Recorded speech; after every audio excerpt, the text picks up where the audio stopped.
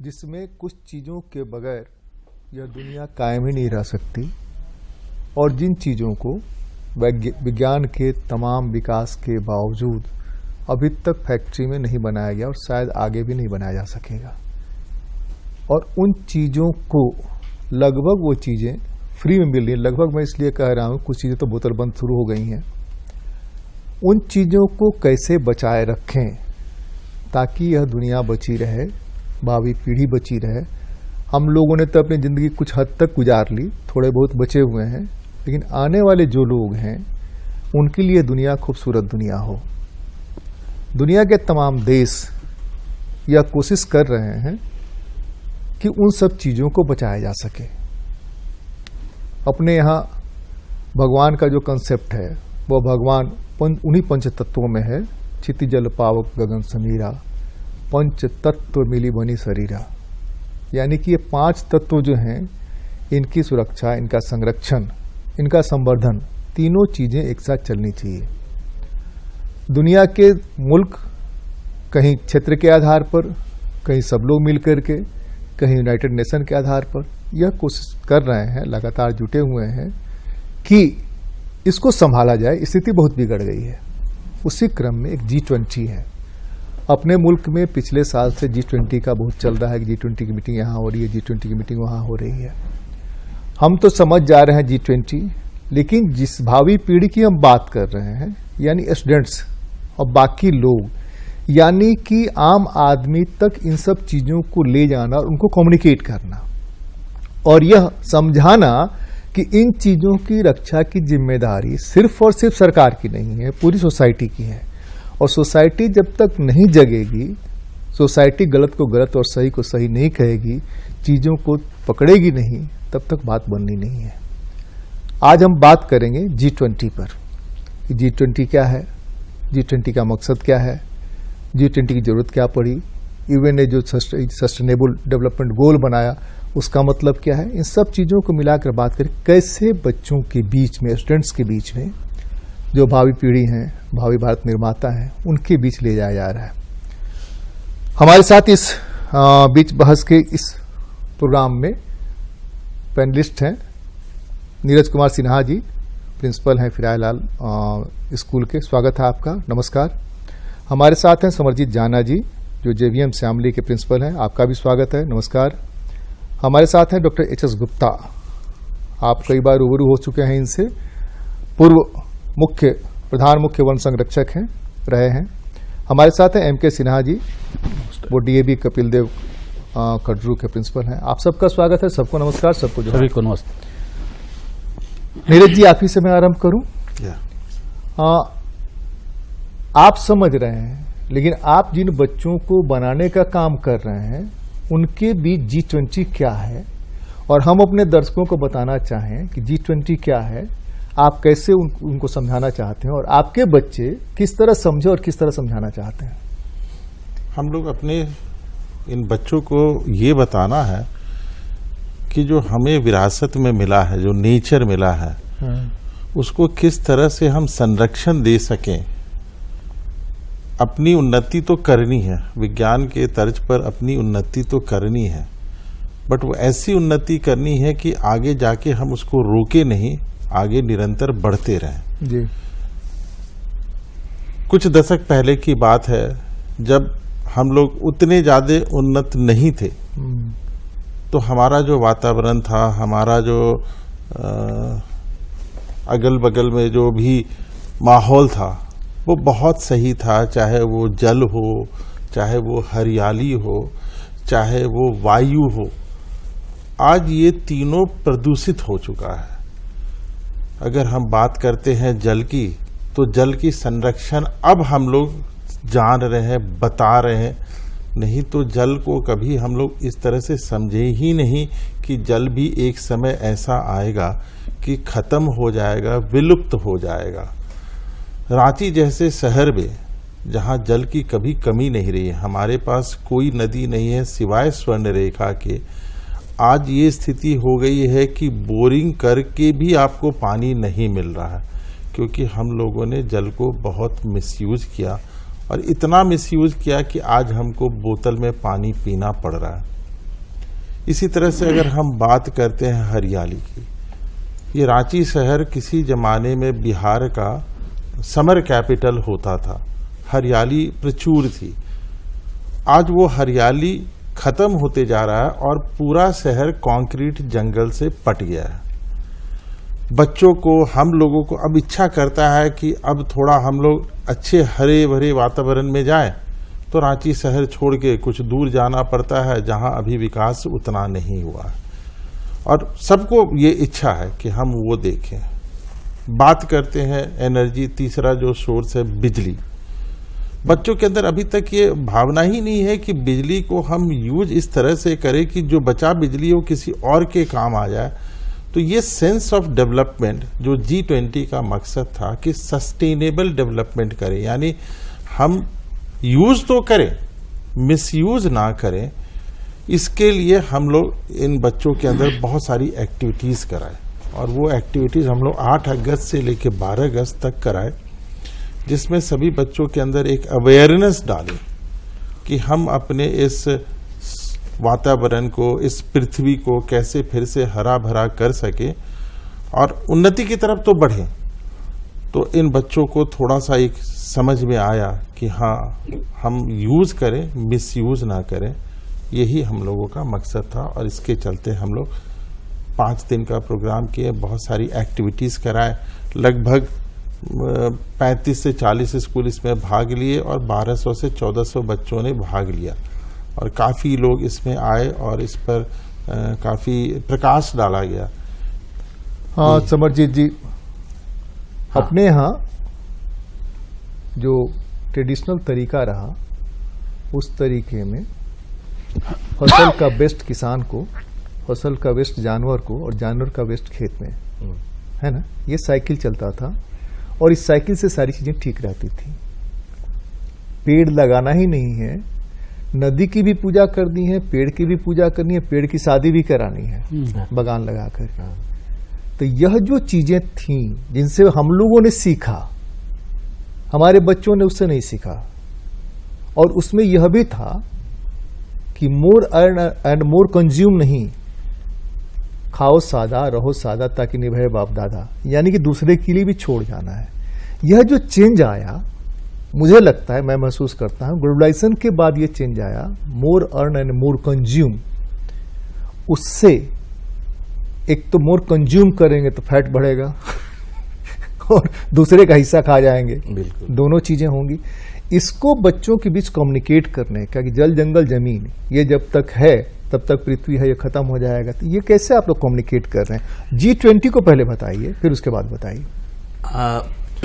G20 एक अच्छे जो कंसेप्ट है, इसमें 19 देश पूरा विश्व में, यूरोपियन यूनियन और कुछ प्रतिभागी सब इकट्ठा जुड़ के अभी एक वसुधैव कुटुंबकम हम लोग मिशन, हमारा प्रयास लिए, जिसमें पूरा भारत, पूरा विश्व, जो एक छोटी सी उदाहरण है, जो एक बच्चा हमारा रांची का है जो जल जंगल जमीन के साथ जुड़े हुए हैं, आप जो बता रहे थे वो, और एक पोलैंड के बच्चे की, स्विट्जरलैंड के बच्चे, हम फिलहाल गए थे तो वहां देखे इन लोग ट्रेकिंग पे, इन लोग आइस इसमें स्काइकिंग में चले जाते हैं, स्कीइंग में चले जाते हैं। तो उन लोग प्रकृति का साथ जुड़े हुए हैं। इसका प्रकृति को अनुभव कराना भी हमारा शिक्षक, हमारा स्कूल, हमारा विद्यालय की एक धर्म है। तो इस मामले में हम लोग G20 का जो कॉन्सेप्ट, G20 का जो भावना, ये धर्म आपका है कि आपका धर्म है उसको पास करा करके भेज देना, मेडिकल में चला जाए, इंजीनियरिंग में चला जाए, IAS बन जाए, IPS बन जाए, ये धर्म नहीं, ये धर्म नहीं है। ये है जो बच्चे का मन में ये भावना रहे। जैसा बच्चे, अभी कई छोटे बच्चे प्रश्न पूछते हैं, जे इतना गर्म हो गया आज सर, 41 डिग्री टेम्परेचर है, 45 डिग्री टेम्परेचर है, त्राहिमाम चल रहा है, तो उससे कैसे बचा जाए? अब आने वाला समय में ग्लोबल अभी तो हम लोग सब बोलते हैं ग्लोबल वार्मिंग बोलते थे, अभी 2024-25 से सुन रहा है ये हो जाएगा ग्लोबल बॉइलिंग। तो अब जल स्तर बढ़ेगा, हर जगह पे ग्लेशियर पिघल जाएगा, जलस्तर बढ़ेगा, कुछ भूखंड भी पानी डूब का जाएगा। नीचे चले जाएगा, डूब जाएगा। तो इससे बच्चे का समझाना बहुत जरूरी था। बच्चे को जो हमारा पास लिमिटेड रिसोर्सेस है जो प्रकृति से मिलते हैं, तो तेली हो, कैला हो और जो भी है, उसको बचाना आज बहुत जरूरी है। तो बच्चे को ये बताना जे बेटा आज आप अच्छा से पढ़ के तो आगे चले जाएंगे, आप डॉक्टर इंजीनियर बनेंगे, मगर आपका भी एक भविष्य है, उसके बाद भी एक पीढ़ी आएंगे, उसको कैसे बचाओगे? बिल्कुल। उसको कैसे बचाओगे? ये भावना अभी भी छोटे छोटे बच्चे का मन में डालना है, जे आगे जाके ये सोचने का मजबूर हो जाए। जैसा एक G20 एक्टिविटीज जो हम लोग रांची में अभी कराया स्कूलों में, उसमें एक हेस्टी टेस्टी बोल के कुकिंग का रखे थे। कुकिंग मतलब खाना बनाना, और वो फायरलेस कुकिंग था, जिसमें कोई गैस की व्यवहार नहीं है, जिसमें कोई लकड़ी की व्यवहार नहीं है, जिसमें बच्चा फायरलेस कुकिंग करे और ऐसे करे जिसमें उसको सेहत भी बने। उसमें कोई बाजार में जो प्रचलित रंग है, प्रचलित कोला है, वो सब ना यूज करे, क्योंकि हमको सेहत भी बचाना है, बच्चे को मन को बचाना है, और ये अपना घर में एक कॉन्सेप्ट को लेके जाए, ये भावना को लेके जाए मम्मी का पास, पूरा परिवार में, पूरा कम्युनिटी में, जे ऐसा हमको जीना है, और नहीं जिएंगे तो हमारा भविष्य बहुत अंधकार है। यही हमारा Gupta ji, MDG millennium development goal UN ने शुरू में बनाया, और बीच में ही MDG को चेंज करके SDG कर दिया। तो MDG को SDG में, मिलेनियम डेवलपमेंट गोल को सस्टेनेबल डेवलपमेंट गोल में करने का मकसद क्या है, क्यों किया गया, और MDG से SDG में जो कन्वर्ट हुआ उसमें G20 का क्या लेना देना है? और सबसे पहले मैं G20 के बारे में कहूँगा, क्योंकि अभी हमारे राज्य में भी उसमें काफ़ी एक्टिविटी हुई। हमारे साथी लोगों ने बताया कि शिक्षा संस्थानों में किस तरह से बढ़ चढ़ कर हिस्सा लिया, बच्चों को भी जागरूक करने की कोशिश की। बेसिकली आपने शुरुआत चर्चा के शुरू में बहुत अच्छी तरह से बताया कि जैसे जैसे हम लोग विकसित हो रहे हैं, चाहे देश, राष्ट्र और विश्व की तरफ से, तो जो हमारे पैमाने विकास के हम पहले उन पर आगे भागे इकोनॉमिक डेवलपमेंट के, और उस कड़ी में जो हमारे पास ढेर सारे जो निगेटिव फॉल आउट्स अब हम देख रहे हैं, परिवेश, पर्यावरण वगैरह वगैरह, जो हमें लग रहा था वो निगलेक्ट कर रहे थे। तो वो चीज़ें हमारी जो चिंताएं थी उनको कैसे टैकल किया जाए, तो उसके लिए पहले जो डिज़ाइन बनी उसको MDG कहा गया, और MDG के माध्यम से हम लोगों ने कोशिश की। फिर हमें लगा कि शायद ये पर्याप्त नहीं है, सारे पहलुओं को नहीं छू पाते हैं और इनको करना भी ज़रूरी है, तो उसको SDG के फ्रेमवर्क में लाया गया। और आज की तारीख में हमारे पास SDG का ही फार्मूला है या फ्रेमवर्क है, जिसके माध्यम से हमें लगता है कि हम सामूहिक या मतलब इंटीग्रेटेड डेवलपमेंट भी कर पाएंगे, हम इकोनॉमिक गोल को भी पा पाएंगे, और हमारा परिवेश वगैरह ये सब भी हम कहेंगे, शिक्षा और हेल्थ और ये सब सारी चीज़ें जो कि एक अच्छे समाज के लिए ज़रूरी हैं वो है। रही बात 20G बीच में आ जाता है, तो 20G बेसिकली जैसा अभी बताया कि छोटा सा एक ग्रुप है, नाम तो लगता है कि 21 लोगों का ग्रुप है, 21 देशों का, धीमे धीमे बढ़ता जा रहा है और ज़्यादा समय हुआ नहीं। और हम कोशिश कर रहे थे ये समस्याएं जो हमारी विकास की हैं सिर्फ हमारे गांव की नहीं है, हमारे शहर की नहीं है, हमारे राज्य की नहीं है, हमारे देश की नहीं है, सामूहिक हो गई है, पूरा विश्व जो है ग्लोबल हो गया, ग्लोबल सभी की समस्याएं, सभी की समस्याएं जुड़ गई हैं, और हम आइसोलेट होके कुछ नहीं कर सकते, तो हमें सबको मिलके चलना होगा। तो प्रश्न ये उठता है कि साहब हम लोग बहुत सालों से 100 साल के करीब हो रहा है, हम league of Nations, United Nations, already हमारा फ्रेमवर्क बना हुआ है अंतर्राष्ट्रीय स्तर पर, लेकिन उनकी भी अपनी अपनी लिमिटेशंस है। तो एक लाइक माइंडेड एक उनकी कुछ एक जैसी परिस्थिति वाले कॉन्टेक्स्ट वाले देशों ने मिलकर बनाया कि हम इन पे मिलकर कुछ करेंगे। तो उस कड़ी में ये G20 का जो एक विश्व व्यापी जो है, उसमें काफ़ी डेवलपिंग कंट्री जैसे हमारे हिंदुस्तान भी है, इंडोनेशिया वगैरह भी है, कुछ बहुत डेवलप कंट्री हैं, चाइना भी है, US भी है, सारे मिलके आए और दे प्ले ये बहुत इंपॉर्टेंट रोल अहम करते हैं सारी चीज़ों में। तो अगर ये 20 देश भी, ये ग्रुप भी अगर अपने अपने क्षेत्र में भी काम कर ले इन सारी समस्याओं को, जिसको आप बोल रहे थे कि चाहे MDG के माध्यम से हो, चाहे आज की तारीख में SDG या ढेर सारे UN के प्रोग्राम में भी, तो हम लोग मिलकर एक बहुत चेंज ला सकते हैं। थिंकिंग ग्लोबली और एक्टिंग लोकली। हाँ, लोकली। तो उसी कड़ी में वो ये मतलब इसके पीछे बुनियादी सिद्धांत ये था कि G20 इस तरह से काम करेगा और समस्याएं जितने आपने गिनाई सारी समस्याओं का ये इसके पास ये है काम है विधान। और इसी के माध्यम से करना हम ही लोग को है, हर स्तर पे, लोकल स्तर पे करना, देश के स्तर पे, देश से राज्य में। इत्तेफाक से हमारे देश को मौका मिला इस साल प्रेसिडेंसी का मौका मिला है, तो हम लोगों ने विशेष रूप से कोशिश की कि अपने तरीके से हम बताएं जो हर राज्य में हर एक विषय पर, हर एक पहलू पर हम लोग जो चर्चा कर रहे हैं। तो ये हिंदुस्तान को, भारत का जो अपने तरीके से काम करने का तरीका, जो हमने बहुत अच्छे अच्छे मॉडल बनाए हैं, हम उसको दिखाना चाह रहे हैं कि दूसरे देश में भी जहां ये हो सके करें, और बाकी देशों से भी हम सीख रहे हैं। और कुल मिलाकर हम एक नमूना, एक रास्ता दिखाने की कोशिश कर रहे हैं G20 के माध्यम से कि हमारा विश्व जो है कैसे बेहतर हो सकता है, सारी समस्याओं को होते हुए भी हम आगे बढ़ सकते हैं। मनोज जी, ये वसुधैव कुटुंबकम क्या है? और वसुधैव कुटुंबकम, विनोबा जी ने कहा जय जगत, जय जगत का जो कंसेप्ट दिया विनोबा जी ने, वही वसुधैव कुटुंबकम है। तो जय वसुधैव कुटुंबकम क्या है और बच्चों को कैसे कम्युनिकेट कर रहे हैं? इसलिए कि पूरी दुनिया में होड़ है अमीर बन जाने की, हम सबसे ज्यादा अमीर हो जाएं। पढ़ाई लिखाई का ही मकसद लगभग यही है कि वो सबसे ज्यादा अमीर हो जाए, ढेर सारा पैकेज मिले। उसके बीच ये कम्युनिकेट करना है कि कितना हो बड़े अमीर हो जाओ, अगर ऑक्सीजन पेड़ जंगल का नहीं रहेगा तो ये सिलेंडर से नहीं काम चलेगा। तो वो कम्युनिकेशन कैसे है, कैसे कम्युनिकेट कर रहे हैं आप लोग? पहले मैं भी शुरुआत करता हूँ G20 से जी।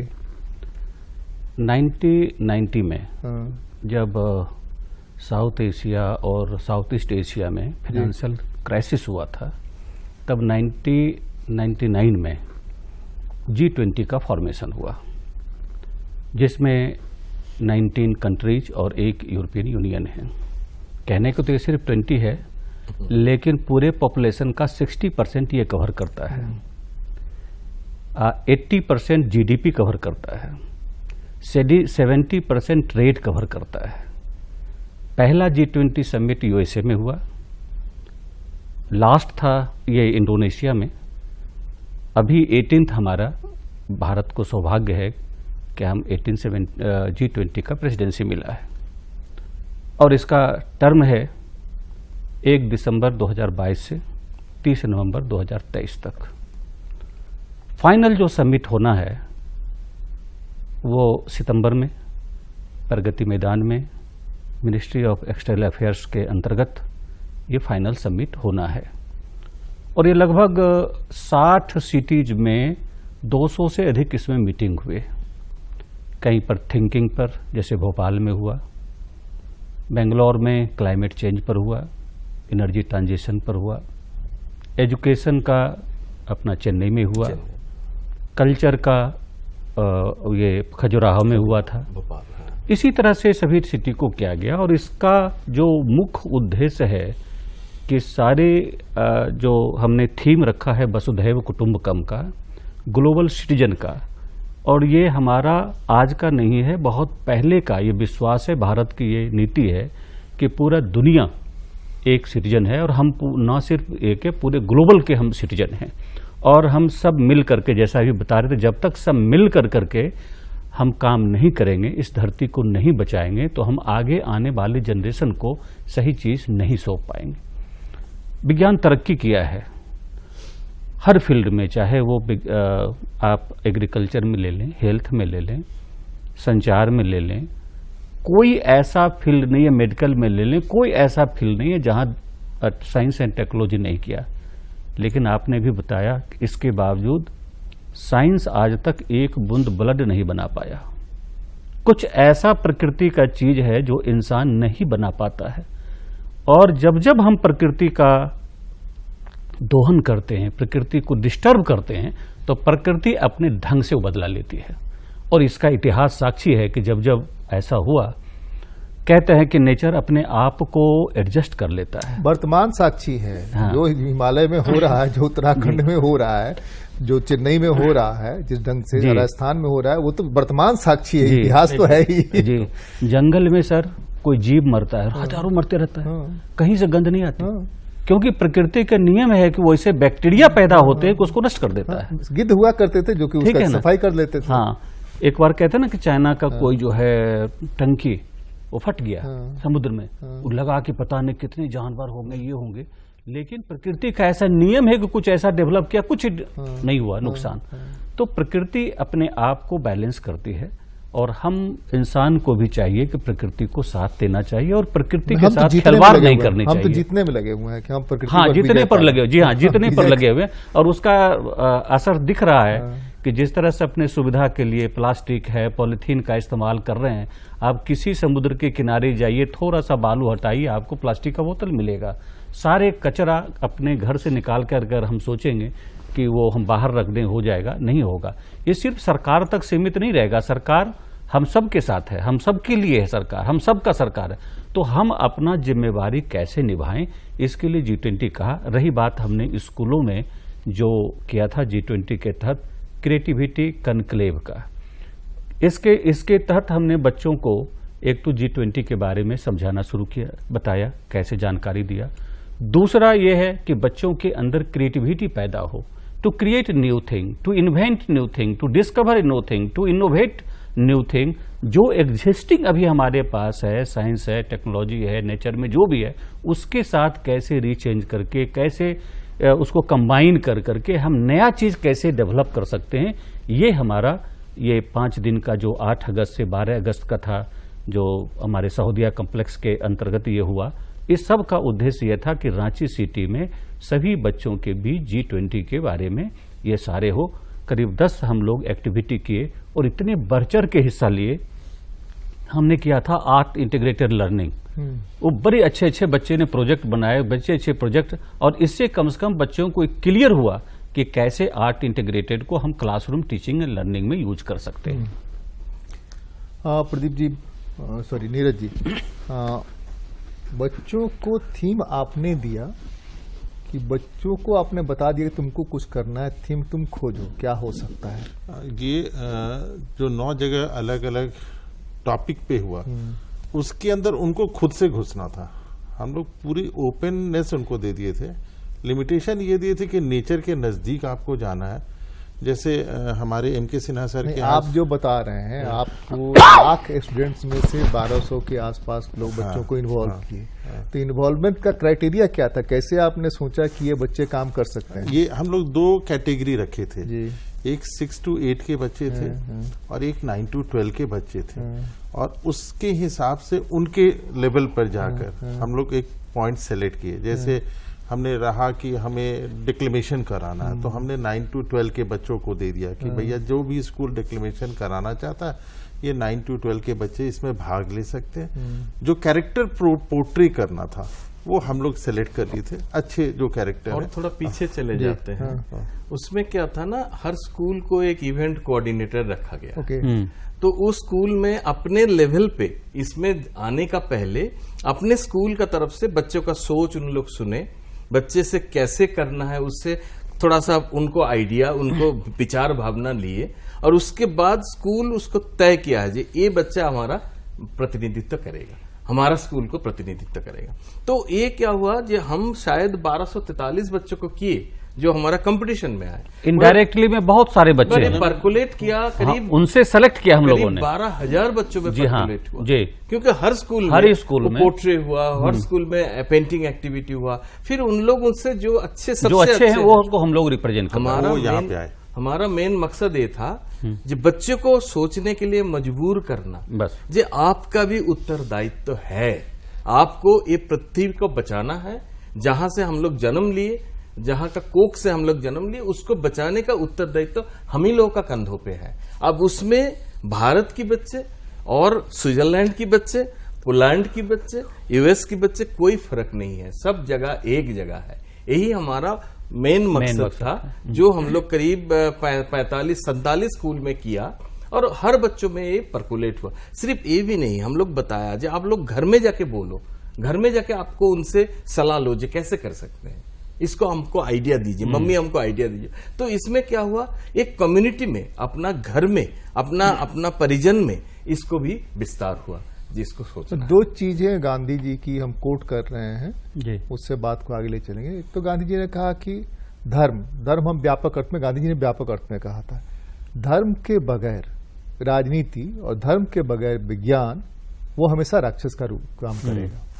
दूसरे उन्होंने कहा था कि किसी भी जितने पृथ्वी पर जीव हैं सबका नीड पूरा करने के लिए प्रकृति में बहुत है, लेकिन किसी एक का नीड पूरा करने के लिए प्रकृति में कुछ नहीं है।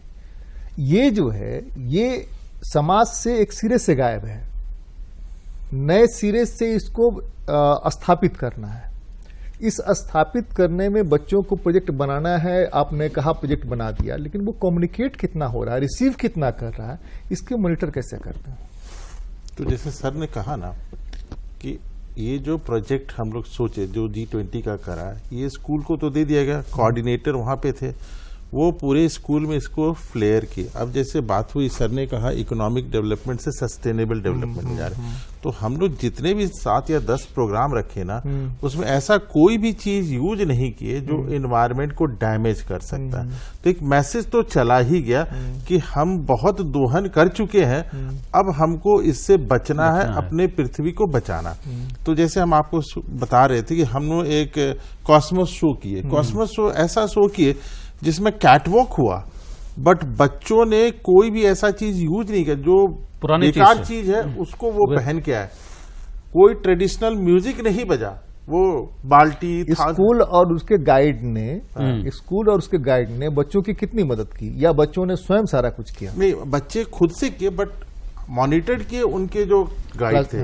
इवन सर पेरेंट भी इन्वॉल्व थे, बहुत involved टीचर भी थे। जैसे कि अभी हम लोगों ने किया था ना हेस्टी टेस्टिंग, उसमें देखा कि कैसे सलाद का, मिलेट का, जो हम लोग करते हैं ना कि वो मोटा खाना का, सारे बच्चे बनाए थे। और मैं कहता हूँ उससे ज्यादा टेस्टी कुछ नहीं था। घर में जो उतने बनाते हैं वो बेकार है उसके सामने। तो बच्चों को बताया गया कि कैसे फायरलेस हम कुकिंग करें, मिलेट का या मोटा और अनाज का कैसे उपयोग करें, सलाद का कैसे हम जैसे उसे औंकरा हुआ या और कोई उसना हुआ उस चीज को खा करके हम ज्यादा हेल्दी रह सकते हैं बनस्पति इसको बॉयल जो तो तेल में तल करके करते हैं। नहीं, देखिए ये ज्यादती है, थोड़ी मुझे लग रही है कि थोड़ी ज्यादती है, इसलिए कि आग का इस्तेमाल ही हुआ कुकिंग के लिए जी। आग की खोज ही हुई कुकिंग के लिए। ताप के लिए सिर्फ खोज नहीं हुआ, कुकिंग के लिए भी खोज हुआ। जो हम जितना मैं जानता हूं, एक्सपर्ट यहाँ बैठे हुए गुप्ता जी को थोड़ा ज्यादा बताएंगे। तो आग की जब खोज हुई तो कुकिंग चाहिए, बहुत सारा चीज है बगैर कुकिंग के नहीं खा सकते हैं। किसी जमाने में जानवर भी हम लोग कच्चा खा जाते थे, कम से कम यूज करें। हाँ, कम से कम। तो फायर तो रहेगा, फायर की जरूरत भी है, नहीं तो उन लकड़ियों का जो कि ये क्या नाम है फर्नीचर के काम नहीं आ सकते, उनका उपयोग क्या होगा?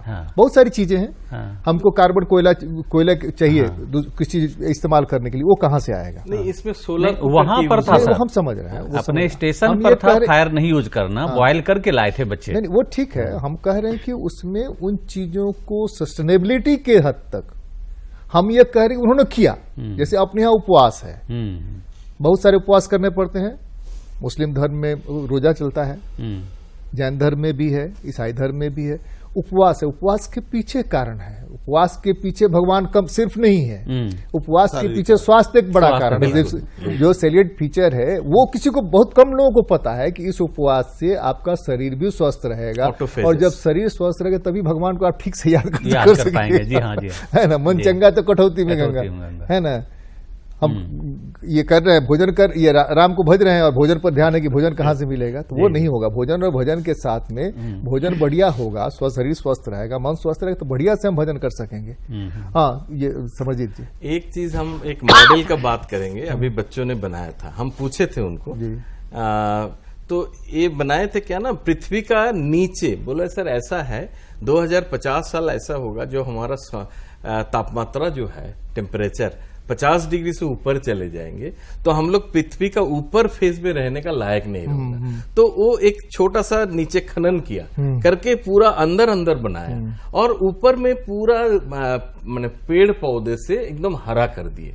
तो हम बताए जो बेटा इसमें क्या, तो बताया सर जो अभी फोटोन कणा आ रहा है वो यहाँ पर इतना ज्यादा ग्रीन हाउस गैस है, जो मीथेन है, कार्बन डाइऑक्साइड है, इस सब में वो अम्ब्रेला जैसा, छतरी जैसा उसको अटक जाता है। तो उसको हम लोग ऊपर में पेड़ पौधे रख दिया और हम लोग नीचे चले गए। जितना कंक्रीट का जंगल ये आने वाला, उनका विश्वास था वो बच्चे का, ग्रुप का, जे 2050 के बाद ऐसा ही बनेगा, एक लेयर के बाद माने आधा किलोमीटर 1 किलोमीटर के नीचे, मिट्टी का नीचे हमारा पूरा शहर बनेगा, हमारा पूरा देश बनेगा। क्यों? इसलिए कि उसको बचाना है और ऊपर फेज में हमारा पेड़ पौधे रहेंगे। तो ये जो सोच है, भले वो डॉक्टर बने, भले वो आर्किटेक्ट बने, पर उनका विचार भी उसी में जाएगा जो हमको ऐसा बनाना है। पहले बनते थे वो सोचते थे इस सब चीजों के बारे में और उसमें शामिल होते थे। हमने धर्म को तो बंद कर दिया एक खास जगह पर, किताब में बंद कर दिया और एक चारदीवारी में बंद कर दिया। धर्म तो वो था नहीं ना। धर्म के पीछे जो मर्म था उसको समझने की जरूरत है। जब अगर वो समझते थे तब तक पेड़ की पूजा करते, नदियों की पूजा करते, कुआं की शादी होती थी, बिना कुआं में पूजा किए कुआं का पानी का इस्तेमाल नहीं होता था। आजकल तो उसके प्रति श्रद्धा, शादी में भी पूजा करते हैं। तो वो पूजा करते हैं तो उसकी पवित्रता का, जल पवित्र नहीं रहेगा तो जल में ही सबसे ज्यादा मिनरल्स है, जल ही सबसे ज्यादा शरीर की। एक चीज हम ये जानना चाहते हैं गुप्ता साहब कि जल जंगल जमीन से पूरी की पूरी सृष्टि की अगर संबंधों को जोड़ें तो कैसे जोड़ेंगे? ये सारी चीजें जो भी हमारे विकास के जितने अव्यय हैं, सारी इन्हीं चीजों से निकल के आती हैं। जल आपने बोला, जल हमारे लिए हमारे क्या सारे प्राणियों के लिए जीवन का अंग है। बगैर हवा और पानी, जल, जंगल, सब में वो जो चीजें जो हमें चाहिए जो बढ़ने के लिए, वहीं से शुरुआत होती है। बुनियाद भी देखा जाए, विकास का बुनियाद भी ऐसे ही इन्हीं चीजों से, बुनियादी चीजों से। हम जहां ले जाना चाह रहे हैं आपको कि हम जिस जंगल के बगैर जी नहीं सकते, हमारे विकास ने सबसे ज्यादा नष्ट जंगल को ही किया है। और इसकी वजह से जो पानी का संकट है या कोरोना के समय जो ऑक्सीजन का संकट हुआ था, वो एक बड़ा कारण है। कोरोना हमारे लिए एक बेस्ट एग्जाम्पल है, शिक्षक है, जिसने बताया कि हम अगर ऐसे रहेंगे तो ज्यादा सस्टेन कर सकेंगे, प्रकृति भी सस्टेन करेगी। लेकिन हमने उससे बहुत सीखा नहीं। हमको लगता है कि हमने उससे बहुत सीखा नहीं। सही बात है। दूसरे उसके साथ जोड़ते हैं, पानी किसी के बाप की नहीं है, पानी किसी की बपोती नहीं है, और पानी को आपने बोतल में बंद कर दिया। कैसे बंद कर दिया? सही। पानी का मालिकाना हक कैसे हो सकता है किसी का? जंगल पर मालिकाना हक कैसे हो सकता है? जी जी। नहीं, हवा पर मालिकाना का हक कैसे हो सकता है? आप सब कुछ बेचने में लगे होंगे, कैसे होगा भाई? तब अगर हम बेचेंगे बोतल में बंद करके इसलिए कि हमारा घर है या जमीन हमने उतनी खरीदी और वहां पर एक बोरिंग लगा दिया और हमको राइट है कि हम पानी खींच सकते हैं, लेकिन हम जो पानी खींच रहे हैं 100 लोगों का पानी खींच ले रहे हैं ना। मधुकर जी, और एक चीज है, कोरोना का समय हमको प्रकृति दिखाया जे वाटर डाइवर्सिटी बहुत बढ़ गया।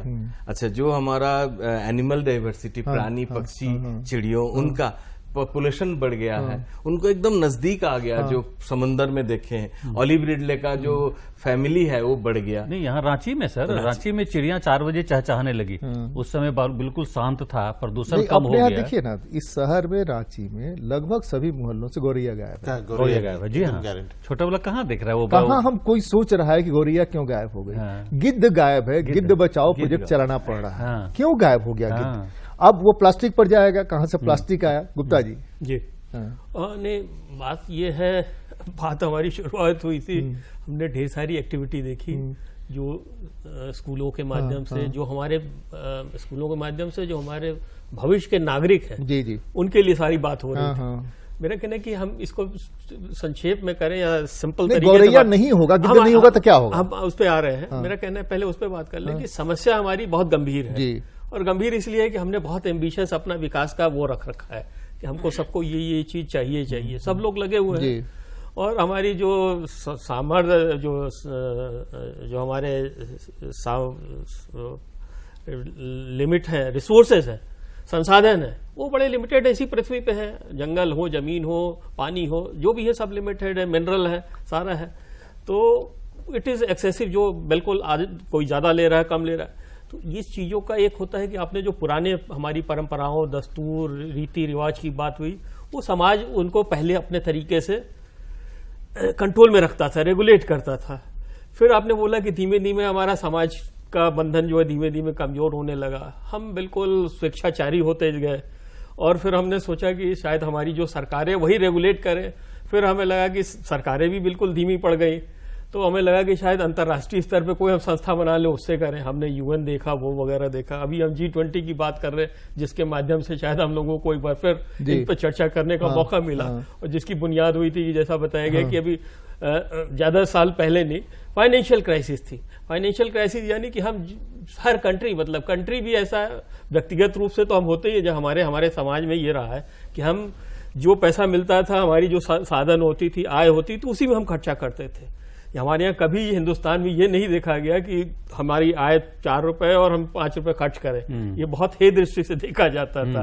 लेकिन ये देशों में हो रहा है, राज्यों में हो रहा है, तो अभी हो ही रहा है और अभी भी हो रहा है। क्रेडिट Even कार्ड आकर के और गड़बड़ हो नहीं, हमारे यहाँ उसको धर्म से रिलेट किए हुए ताकि अगर आप कर्ज लेके नहीं चुकाएंगे तो वहाँ नरक में जगह हो जाएगा। हाँ, इस तरह की ये एक चीजें भय था, हमारे- भय बना हुआ था। इस तरह की चीज, तो वो चीजें जब अंतर्राष्ट्रीय स्तर, अमेरिका जैसा जो हमारा मेंबर है वो भी कर रहा है, हमारा देश भी कर रहा है, हमारे राज्य भी कर रहे हैं। बियॉन्ड मीन्स जाके हम लोन लेते हैं और हमें लगता है कि विकास करेंगे। तो वो चीज हमें कहीं ना कहीं एक रेगुलेट करने की भावना आनी चाहिए, और हमें ये जानकारी होनी चाहिए कि जो भी है सब सीमित है। जब हमको सीमित आ जाएगा तो करेंगे।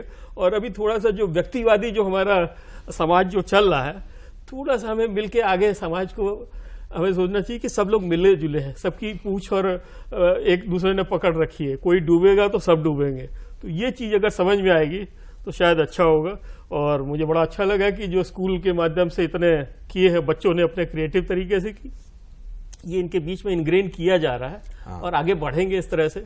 इसी तरह से देश समाज बढ़ता है। और जो मकसद था G20 का, ये भी बहुत बड़ा मकसद था कि परकोलेट करे, खासतौर से भारत में हो रहा है। तो भारत के हमारे 140 करोड़ लोगों में बच्चे खासतौर से हैं, जो कि भविष्य उन्हीं का है, वही आगे ले चलेंगे। तो कुछ और एक बात है, भारत के जितने बच्चे हैं, आप देश विदेश कहीं भी चले जाइए, सार्न में चले जाइए, तो हमारे ही बच्चे वहां पर टॉप मोस्ट लेवल पे इंजीनियरिंग, मेडिसिन और रिसर्च जगह पे बैठे हैं।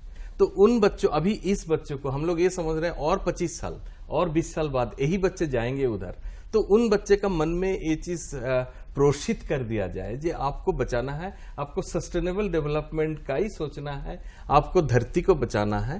तो हमको लग रहा है आगे जाके भारत विश्व को इसको रोल दिखाएगी, इसको महात्मा दिखाएगी। हाल में एक डॉक्टर ने किताब लिखी, डॉक्टर का नाम याद नहीं आ रहा है, नॉर्वे पर उन्होंने किताब लिखी है। नॉर्वे क्या है कि वहाँ साइकिल रखना स्टेटस सिंबल है और कार रखने के लिए जितना झंझट नहीं रख सकते हैं। लकड़ी का घर बनेगा, है हैसियत है कि आप बना सकते हैं। आप जो कंक्रीट का जंगल बना रहे हैं, उसके जो नुकसान हो रहे हैं, उस कंक्रीट के जंगल बनाने में लोहे के इस्तेमाल से लेकर ईंट बनाने तक में जो इस्तेमाल हो रहा है, जो उपजाऊ मिट्टी बर्बाद हो रही है। जी। और पहले मिट्टी के जो घर बनते थे, उसको सुरक्षित बनाने के लिए, किस चीज से सुरक्षित बनाने के लिए? चोर से सुरक्षित बनाने के लिए। तो आप इतना करिए ना। अभी भी झारखंड में कई गांव ऐसे हैं, एक जगह मैं गया हूँ, आप लोगों को भी कोई मौका लगे तो मैं ले चलूंगा। गोड्डा में सुंदर पहाड़ी के इलाके में है। अच्छा। वहां पे ताला नहीं बंद होता है, किसी के घर में कोई ताला नहीं बंद होता, बाजार में ताला नहीं बिकता है, बाकी सब कुछ बिकता है। अच्छा।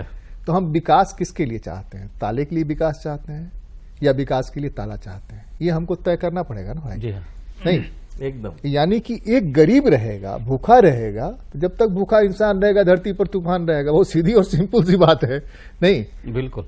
उसको भी पेट है, हमारी तरह का आदमी वो भी है, उसको भी जरूरत है। तो उसके नीड के प्रति हमारे पास जो बहुत सारा, उसमें कुछ तो उसको दें, कभी कभारी दें। इसीलिए अपने यहाँ बहुत सारा कुछ दान करने का जो व्यवस्था था कि हम दान करेंगे, उस दान के पीछे छिपा हुआ था, धर्म को दान के साथ जोड़ दिया गया कि गरीब के पास जाएगा।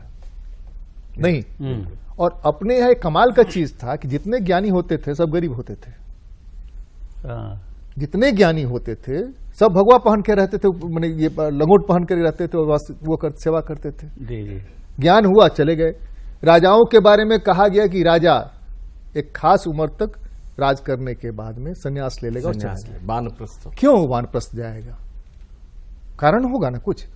ये सारी चीजें जो बच्चों को हम दे रहे हैं, जितना वो रिसीव कर, हमको तो अद्भुत लगा। एक ही प्रोग्राम में आपके यहाँ देख करके बहुत मजा आ गया। अपना बचपन याद आएगा और लगा कि शायद अब नया कुछ बदलने वाला है। बदलने की गुंजाइश हमेशा मान के चलते हैं, निराश होने के बाद भी मान के चलते हैं। प्रदीप जी, आप ये बताइए कि अब इसको मॉनिटर कैसे करेंगे? एक प्रोग्राम तो लंबा चलाया आपने, इसको मॉनिटर करना कि बच्चों के बीच में जो गया वो उनके घर तक पहुंचा, नहीं पहुंचा, या बच्चे सिर्फ प्रोजेक्ट करके रह गए या चीजों को आगे ले जा रहे हैं? कैसे मॉनिटर करें? सॉरी नीरज जी। हमारा ये कहना था ना सर, अगर हम लोग अभी बात करते हैं 84 स्कूल, 84 स्कूल में 84 प्रिंसिपल, उतने 100 टीचर, उतने प्रोग्राम कोऑर्डिनेटर बने और बच्चे बन गए। अब हम प्रिंसिपल हैं, हम G20 को 8 से 12 में करके खत्म नहीं किए। जो भी चीज अचीव हुआ, समझिए जाना सर, पूरा वीडियोस भेजते हैं हम लोग हर समय। होता क्या है कि किसी भी चीज को लगातार आप पीटते रहोगे तो दिमाग में बैठ जाता है, घर कर जाता है। अभी 2 दिन पहले की बात है, इसी तरह से जब हम स्पीच देने लगे, मैंने कहा सस्टेनेबल डेवलपमेंट जो आप कह रहे थे सस्टेनेबल है क्या, जब उनको समझाने लगे और फिर हमें एक एक्सरसाइज लिए कि हर बच्चे को पिछले मंथ का मीटर रीडिंग हमें पहुंचाना है जेरोक्स अपने क्लास टीचर को, और इस मंथ हर बच्चे की ड्यूटी बनती है जहां भी फिजूल चीज जल रहा है, चल रहा है, बंद करो और इस मंथ तुम अपना मीटर रीडिंग ला के दिखाओ।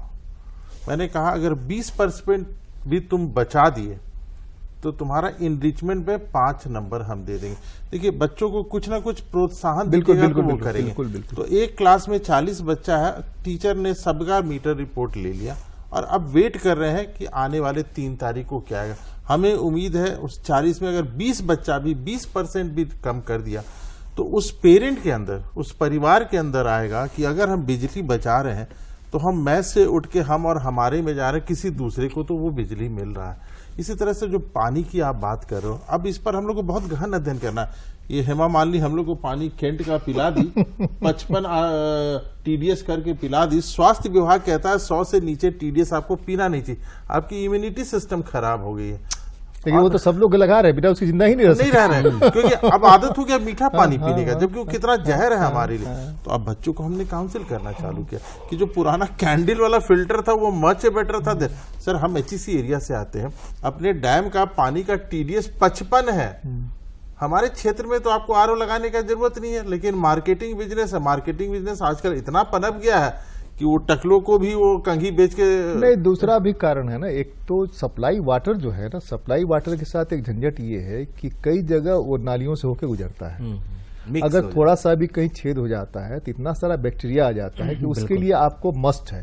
वो मस्ट जो है उसमें किसी फिल्मी हीरोइन को मौका मिल गया और उसने जो है कुछ बेच दिया, अब बेच दिया तो लोग खरीद करके अपने घरों में लगा लिए, लेकिन उसके नुकसान के प्रति वो आज भी नहीं जानते हैं। सर वो जो था हमारा 8 से 12 अगस्त वो शुरुआत थी। अभी क्या है, हमारा शिक्षक कल आए, जब बच्चे कुछ बोल रहा है, एक कॉम्पिटिशन्स हम लोग दिखाया, उसी कॉम्पिटिशन्स को स्कूल में भी वो दोहराना चाहते हैं। इसमें एक बच्चा आ गया, जैसे सर हमारा वेस्टेज होता है पानी का, कमोड में लगभग 12 से 13 लीटर पानी हर बार फ्लैश करने से हो जाता है। तो इसमें इन लोग अच्छा एक प्रोजेक्ट बनाया जो 1 लीटर का पानी का बोतल भर के उसमें डाल देते हैं, तो 2 लीटर तो कम हो गया। जितना बार आप फ्लैश करिएगा तो 12 लीटर का बदल में 10 लीटर जा रहा है, उसमें और एक डाल सकते हो तो 9 लीटर जाएगा। इस तरीके से बच्चों ने बहुत सारे सोचना शुरू कर दिया जो हमारा घर की पानी को हम लोग बेकार ना बहा दी। आपके स्कूल में 90s में 2 बच्चे थे हमारे कांके रोड के ही, उन लोगों ने गोबर से बैटरी बनाया था, रेडियो चलाते थे, वो लाइट जलाते थे। तो वो हमको याद है, फिर उस प्रोजेक्ट का क्या हुआ नहीं हुआ भगवान जाने, नहीं पता है कि वो कहाँ गया नहीं गया, कितना आगे बढ़ सकता है नहीं बढ़। एक IAS थे पात्रा साहब, महेश्वर पात्रा साहब, तो महेश्वर पात्रा साहब जिसके स्कॉलर रहे थे, तो वो अपना इस सब पर काम करते थे। समुद्र का जो वेव आता है उस पर अपना एनर्जी करने, लेकिन वो सक्सेस नहीं हो पाया, इसलिए कि उनको जो मटेरियल चाहिए था, अब IAS थे तो साथ में अपना खर्चा करके कितना चलाएंगे। गवर्नमेंट की तरफ से कोई मदद थी नहीं, जब तक DM थे तब तक इधर से उधर से करके अपना चलाते थे, फिर खत्म हो गया। हम ये कह रहे हैं कि ये चीजें जो इनोवेट हो रही हैं, उन चीजों को आगे बढ़ाने की भी कोशिश होनी चाहिए जी। जैसे BIT के पास मेसरा में एक लड़का था जो जिसने एक मशीन बनाया जो बैटरी से चलती थी, कंकड़ चुन लेता था चावल से, गेहूं से।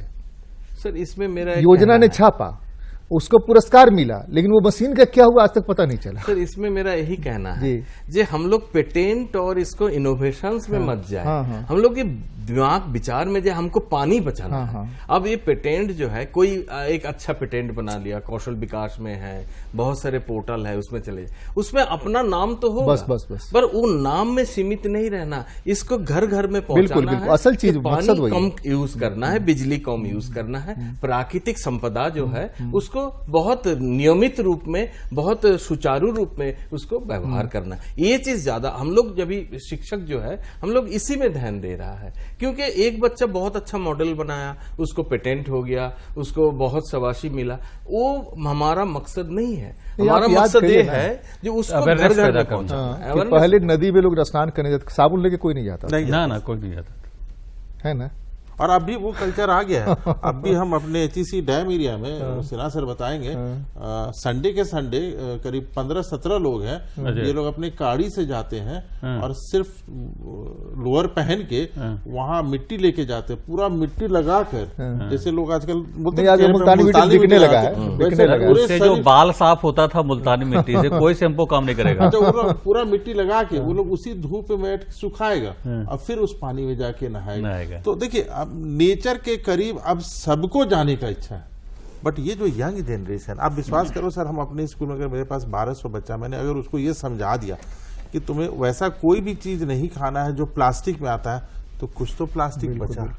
बिल्कुल ने आपने सिखा दिया सर, ये जितनी प्रकृति में छेड़छाड़ हो सिखा दिया कि धन का, ज्ञान का, शक्ति का, लालच का, सुंदरता का कोई सीमा नहीं है, लेकिन जीवन की सीमा है।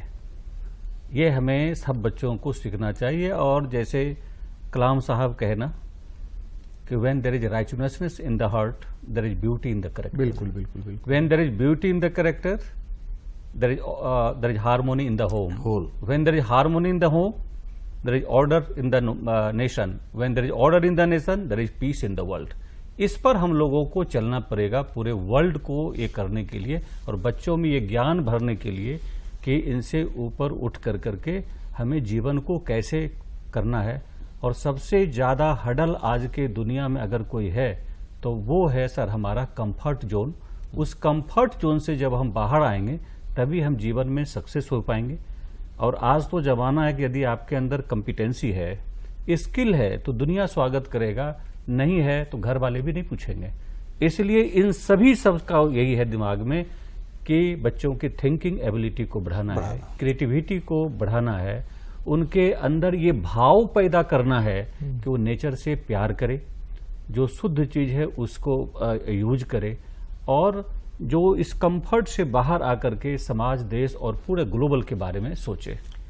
स्वामी विवेकानंद जी बताए थे जे it should be man making education, मगर आज क्या हो गया ना, ये कन्वर्ट हो गया money making education. Rabindranath Thakur ने प्रयोग किया शांति निकेतन, सबसे बड़ा एक्सपेरिमेंट है। हाँ, कि हम तो पेड़ के नीचे पढ़ाएंगे। आज हम लोग जो शिक्षक है, हम तो अपने को प्राचार्य नहीं मानते, हम शिक्षक मानते हैं। हम लोगों का शिक्षक का ये धर्म है, बच्चों को ये सिखाना है जे हम आपको आगे और प्रकृति का तरफ जाना है, प्रकृति को बचाना है जो हमको बचाएगा। जब तक ये नहीं बचेगा, और हम लोग सर वही कर सकते हैं जी, सबको सिखा नहीं सकते पर बच्चों को सिखा सकते हैं। बच्चे सीखेंगे, पूरा दुनिया, पूरा देश, पूरा विश्व सीखेंगे। तो यही हमारा धर्म है, हम लोग इसी का व्रत में लगे हैं जो बच्चों को दिखाना, समझाना है। इस चर्चा में एक चीज बहुत निकल के आ रही, खासतौर से हमारे बड़े वरिष्ठ शिक्षक हैं समाज के, बड़े 6 स्कूलों को और इतने ढेर सारे बच्चों को रास्ता दिखा रहे हैं। ये जो चीज आपने बताई, मूल समस्या जो है वो दिखाता है रास्ता, तो शिक्षा भी उसी तरह से आगे बढ़ती है। तो बच्चे भी उसी तरह से कि समाज क्या उनसे अपेक्षा करता है उस हिसाब से शिक्षा बनती है।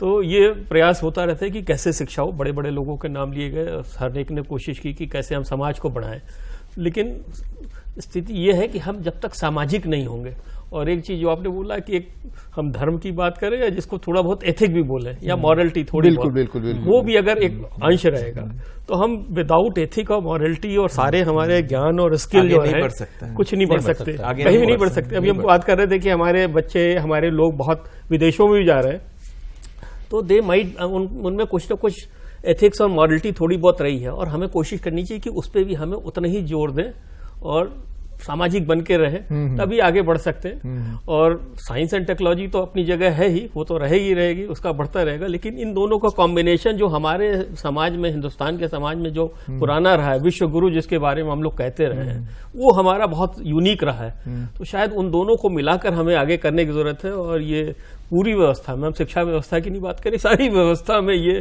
कहीं ना कहीं परिलक्षित होनी चाहिए। दोनों चीजें रहे, ज्ञान तकनीक वो भी हो, लेकिन उसके साथ साथ मॉरलिटी भी रहे, थोड़ी बहुत एथिक रहे, तभी हम आगे। पढ़ाई के का कोई मतलब नहीं, बिल्कुल उसके नहीं। बगैर पढ़ाई, किसी पढ़ाई का कोई नहीं। मतलब नहीं है। जी।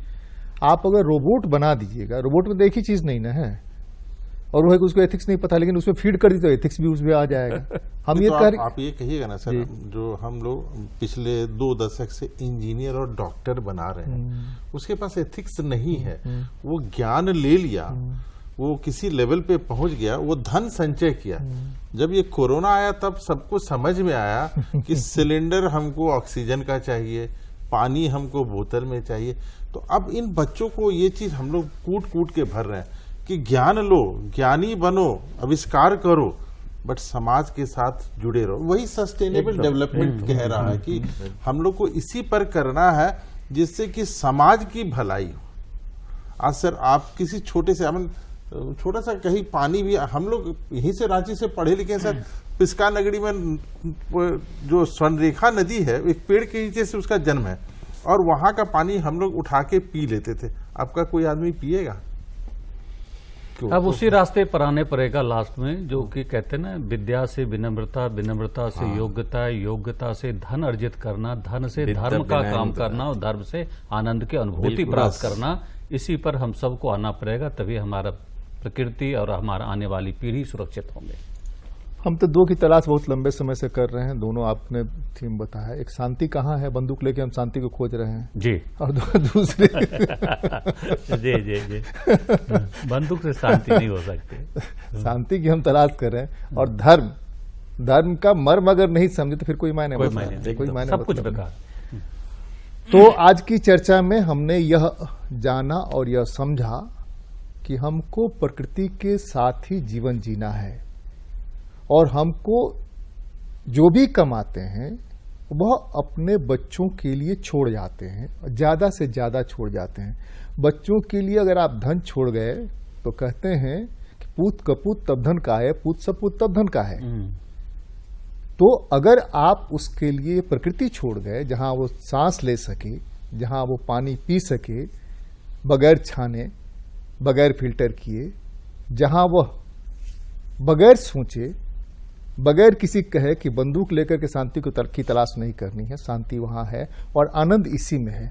बगैर आनंद के जिंदगी का कोई मायने मतलब नहीं है। जितना भी उपभोग कर लें आप सब आए, आप सब लोगों ने स्कूल्स में और बच्चों के बीच में ये चीजें फैलाने का जो काम किया, बहुत बहुत आभार, और उम्मीद है कि आगे भी इसको चलाते रहेंगे। आपका भी उत्तर जी बहुत बहुत आभार, नमस्कार। G20 एक शुरुआत है जिसको आगे बढ़ाना है, ये एक कॉन्सेप्ट है, मगर इसमें बच्चों का नस नस में ये जो वार्ता है ये पहुंचा देना है। एक बार बच्चों के साथ भी हम करेंगे, आप लोग बच्चों को लेकर आए, एक बार उनके साथ भी करेंगे। बहुत बहुत धन्यवाद, नमस्कार। नमस्कार।